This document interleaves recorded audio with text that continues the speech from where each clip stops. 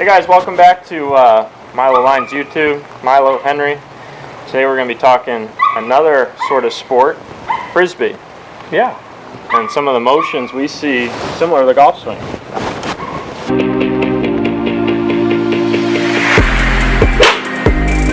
Alright Milo, so when it comes to frisbee, most of us kind of use our dominant hand, right? So I don't. I throw lefty. Oh, you do? Okay. I do. Well, for me, I kind of like to throw righty. If I'm playing disc golf, which is a popular sport now, we see these guys. They can huck it. They chuck this thing like 300 yards into a net I can throw it this way right-handed, but I can't throw backhand.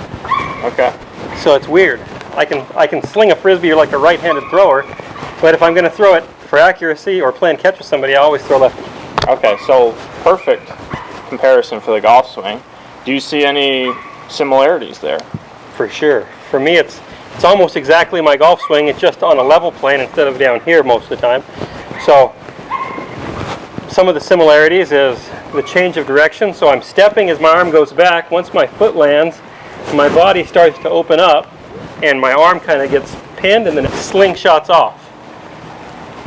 Pretty similar. So the sequence of motion is almost identical, and the loading and unloading are almost identical. The only difference is, in a golf swing I got two hands on this thing, and in a frisbee throw I've got one. So this arm actually will sling off and go around like this. So in a golf swing that would be over there. So now, if you can do a little backswing for us, why don't we point you this way a little bit? Okay.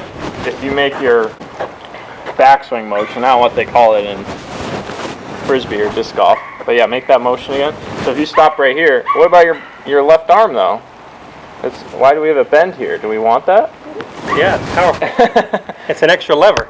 See, I don't know about you, but there's times we've been told to keep your left arm straight, but as we've pointed out before, it's kind of a fallacy, isn't it? Yeah, a lot of the best golfers don't really have a straight left arm. Right. There are a few that do, like Rory's is pretty straight, but I would say that the majority don't. Yeah, because you see some students trying to like almost hyperextend this. Oh, they're trying so hard to keep this thing stiff. Yeah. And that's the word, stiff. Right. It doesn't work very good when I stiffen it up. Ugh. So by having it a little more supple, there's almost like a little more flow to it. Yeah, it turns it into more of like a whip, so I can slingshot it. Yeah. Now what about, let's move down the arm here. What about like sort of the wrist and hand motions? The wrist in a frisbee throw goes from flexion to extension. That's fairly similar to what happens in a golf swing as well. So this wrist is extended and then it's flexed. That's a pattern we see a lot in golfers. Yeah. There's a lot of ways to release a golf club. Some guys release it more this way, but a lot of players throughout history went this way with it. So I'm seeing maybe a little supination in that motion, but it's definitely not like a rollover. No, it's not if I rolled it with the frisbee, it wouldn't fly parallel to the ground. Right. So I want that thing to fly fairly close to parallel to the ground. So kind of like the golf swing, when I make this motion, that can sort of bring about a hook or too much of a draw motion. The face can really be shutting down, so we might go left. Interesting. Okay. So you're telling me that the sequencing, the body motion, and even the wrist motion is very similar.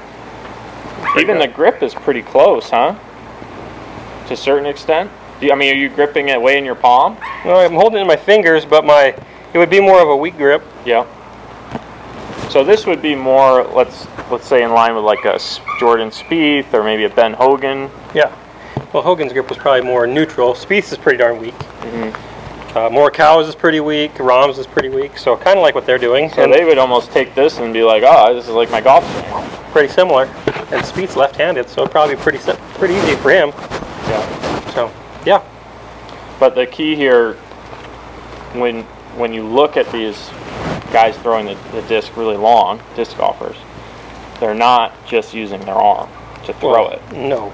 That's like a pitcher throwing a really baseball. It's pretty much everything in the kitchen sink involved in it, right? When you're really gonna throw one, They're almost like Happy Gilmore too. They even kind of step into it sometimes. If I was going to throw this as hard as I could, I would go like this, like a crossover. So this would cross behind and boom.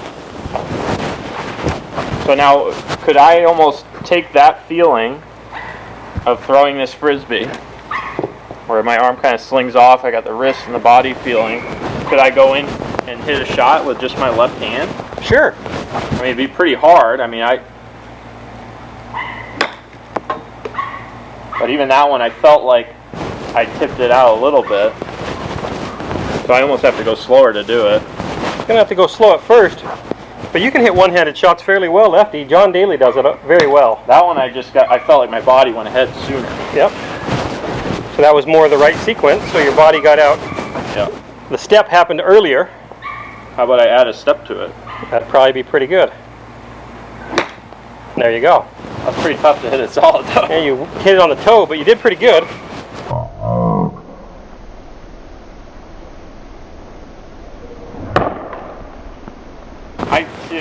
The only problem I have with that is I feel like something about doing it with my non-dominant hand makes it really, really challenging.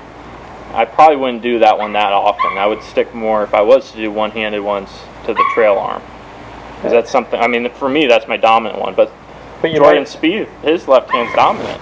But you might find that your coordination improves the more you do it. Because John Daly, he hits a lot of lefty chips and pitches. He does. And he's not lefty. Yeah. And so it can be pretty beneficial. He's got some dang good hands too. It can be good for some chipping and pitching too. If you were to release it a little sooner, that can be good around the greens. But the long swing, that's challenging to kind of hold it off. But it can be a good practice, I suppose. For sure. There you go. Let's bring the frisbee to the golf course, I guess. Yeah. We'll have to go play disc golf this time. Nailed Dana. Alright guys, thanks for watching. We'll see you next time. Make sure you subscribe. Leave a comment below with what you guys think of our disc golf game. See ya.